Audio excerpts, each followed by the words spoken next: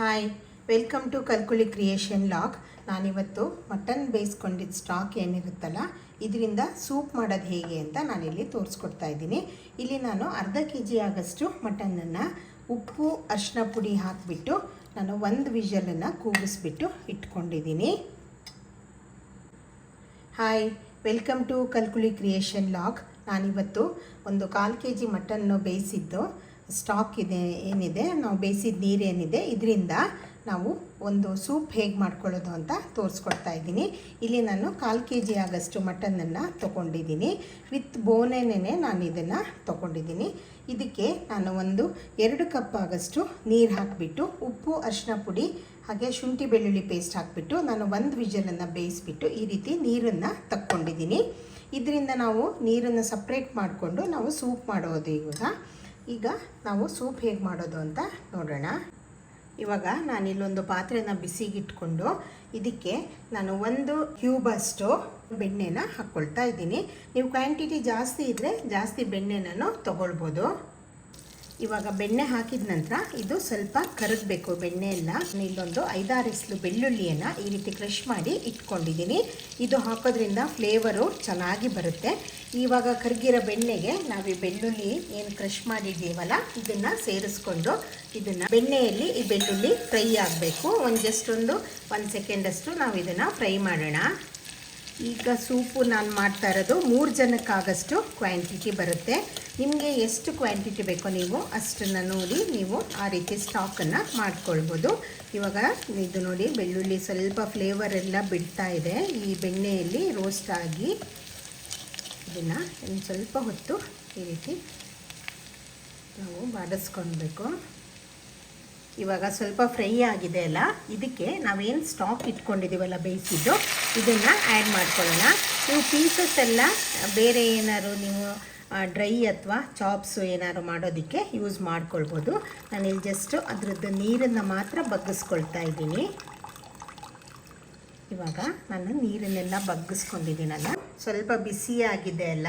ನಂತರ ಇದಕ್ಕೆ ಖಾರಕ್ಕೆ ನಿಮಗೆ ಎಷ್ಟು ಬೇಕೋ ಅಷ್ಟು ನೀವು ಕಾಳುಮೆಣಸಿನ ಪುಡಿಯನ್ನು ಹಾಕ್ಕೊಳ್ಬೇಕು. ಉಪ್ಪನ್ನು ನಾನು ಬೇಯಿಸೋದಕ್ಕೆ ಹಾಕಿರೋದ್ರಿಂದ ಇವಾಗ ನಾನು ಉಪ್ಪನ್ನು ಆ್ಯಡ್ ಮಾಡ್ತಾ ಇಲ್ಲ. ಲಾಸ್ಟಲ್ಲಿ ಬೇಕು ಅಂದರೆ ನಾನು ಟೇಸ್ಟ್ ನೋಡಿಬಿಟ್ಟು ಆ್ಯಡ್ ಮಾಡ್ಕೊಳ್ತಾ ಇದ್ದೀನಿ.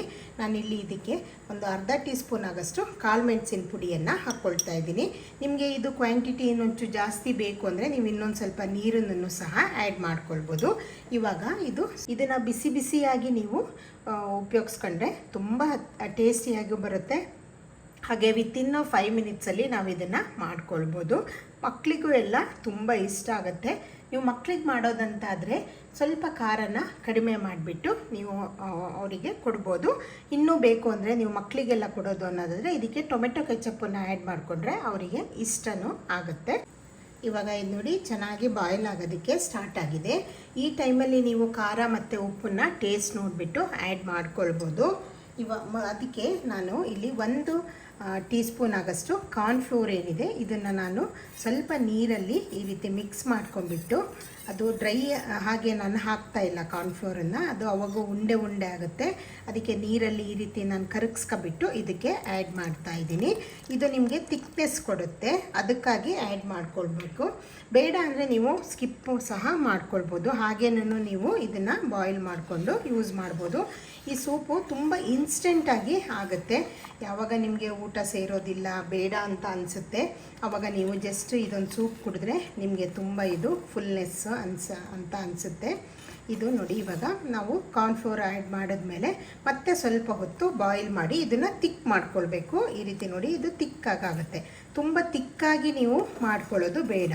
ಇದು ಜಸ್ಟ್ 1 ಅಥವಾ 2 ನಿಮಿಷ ಈ ರೀತಿ ಕುದಿ ಬಂದರೆ ಸಾಕಾಗುತ್ತೆ. ತುಂಬ ತಿಕ್ಕಾಗಿ ಮಾಡಿಕೊಂಡ್ರೆ ಇದು ತಣ್ಣಗಾದ ನಂತರ ಮತ್ತು ದಪ್ಪವಾಗಿ ಬರುತ್ತೆ ಸೂಪು. ಆವಾಗ ಅದು ನಿಮಗೆ ಕುಡಿಯೋದಕ್ಕೆ ಅಷ್ಟು ಟೇಸ್ಟಾಗಿ ಅಂತ ಅನಿಸೋಲ್ಲ. ಹಾಗೆ ನಾನು ಹಾಕುವಂಥ ಎಲ್ಲ ರೆಸಿಪಿಗಳು ನಿಮಗೆ ಇಷ್ಟ ಆಗುತ್ತೆ ಅಂತ ಭಾವಿಸ್ತೀನಿ. ನನ್ನ ಕಲ್ಕುಳಿ ಕ್ರಿಯೇಷನ್ ಲಾಗ್ ಚಾನಲ್ ಏನಿದೆ ಇದನ್ನು ನೀವು ಸಬ್ಸ್ಕ್ರೈಬ್ ಮಾಡ್ಕೊಳ್ಳಿ, ಲೈಕ್, ಶೇರ್ ಆ್ಯಂಡ್ ಕಮೆಂಟ್ ಮಾಡಿ. ಈ ರೀತಿ ನೀವು ಚಿಕನ್ನಲ್ಲೂ ಸಹ ಮಾಡ್ಕೊಳ್ಬೋದು. ನನ್ನ ಹಿಂದಿನ ವಿಡಿಯೋದಲ್ಲಿ ನಾನು ತುಂಬ ವೆರೈಟಿ ಸೂಪ್ಗಳನ್ನು ಹೇಗೆ ಮಾಡ್ಕೊಳ್ಬೋದು ಅಂತ ನಾನು ಹಾಕಿದ್ದೀನಿ, ನೀವು ಬೇಕಿದ್ರೆ ಅಲ್ಲಿ ಚೆಕ್ ಮಾಡ್ಕೊಳ್ಬೋದು. ನಿಮಗೆ ಖಾರ ಜಾಸ್ತಿ ಬೇಕು ಅಂದ್ರೂ ಕಾಳುಮೆಣಸಿನ ಪುಡಿನ ಆ್ಯಡ್ ಮಾಡ್ಕೊಳ್ಬೋದು. ಆದರೆ ಕಾಳುಮೆಣಸಿನ ಪುಡಿ ನೀವು ಫಸ್ಟೇನೆ ತುಂಬ ಹಾಕ್ಕೊಂಡ್ರೆ ಅದು ಕುಡಿದ ನಂತರ ಗಂಟಲಲ್ಲಿ ತುಂಬ ಒಂದು ಉರಿ ಅಂತ ಅನಿಸುತ್ತೆ. ಹಾಗಾಗಿ ನೀವು ನೋಡಿಬಿಟ್ಟು ಹಾಕ್ಕೊಳ್ಳಿ. ಇವಾಗ ನೋಡಿ, ಇದು ಚೆನ್ನಾಗಿ ಬಾಯ್ಲ್ ಆಗ್ತಾ ಇದೆ. ಈಗ ಲಾಸ್ಟಲ್ಲಿ ನಾನು ಹಸಿ ಕೊತ್ತಂಬರಿ ಸೊಪ್ಪನ್ನು ಆ್ಯಡ್ ಮಾಡ್ತಾ ಇದ್ದೀನಿ. ನೀವು ಬೇಕು ಅಂದರೆ ಇದಕ್ಕೆ ಯಾವುದಾದ್ರೂ ತರಕಾರಿನೂ ಸಹ, ಬೀನ್ಸು ಅಥವಾ ಕ್ಯಾರೆಟು ಅದನ್ನು ಸಹ ಮುಂಚೆನೇ ಬೇಯಿಸ್ಕೊಂಡ್ಬಿಟ್ಟು ಆ್ಯಡ್ ಮಾಡ್ಬೋದು. ಇದು ಇವಾಗ ಫೈನಲಿ ಆಗಿದೆ. ನಾನು ಸ್ಟವ್ ಆಫ್ ಮಾಡ್ತಾ ಇದ್ದೀನಿ. ಇದನ್ನು ನೀವು ಊಟಕ್ಕಿಂತ ಮುಂಚೆ ಬಿಸಿಯಾಗಿ ಈ ರೀತಿ ಸೂಪ್ ಮಾಡ್ಕೊಂಡು ಕುಡಿಯೋದ್ರಿಂದ ಆರೋಗ್ಯಕ್ಕೂ ಒಳ್ಳೆಯದು. ಹಾಗೆ ಊಟನೂ ನಾವು ಕಡಿಮೆ ತಗೊಳ್ಳೋದ್ರಿಂದ ನಮಗೆ ವೆಯ್ಟ್ ಲಾಸಿಗೂ ಇದು ಹೆಲ್ಪ್ ಆಗುತ್ತೆ.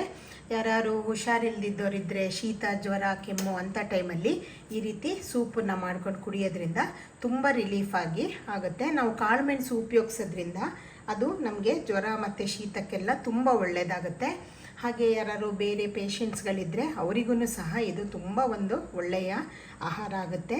ಇದನ್ನು ಮಾಡ್ಕೊಂಬಿಟ್ಟು ಹೇಗೆ ಅನ್ನಿಸ್ತು ಅಂತ ನನಗೆ ಕಮೆಂಟ್ ಮಾಡಿ ತಿಳಿಸಿ. ಹಾಗೆ ನನ್ನ ಚಾನಲನ್ನು ಸಬ್ಸ್ಕ್ರೈಬ್ ಮಾಡ್ಕೊಳ್ಳಿ ಅಂತ ಕೇಳ್ಕೊಳ್ತೀನಿ. Thank you.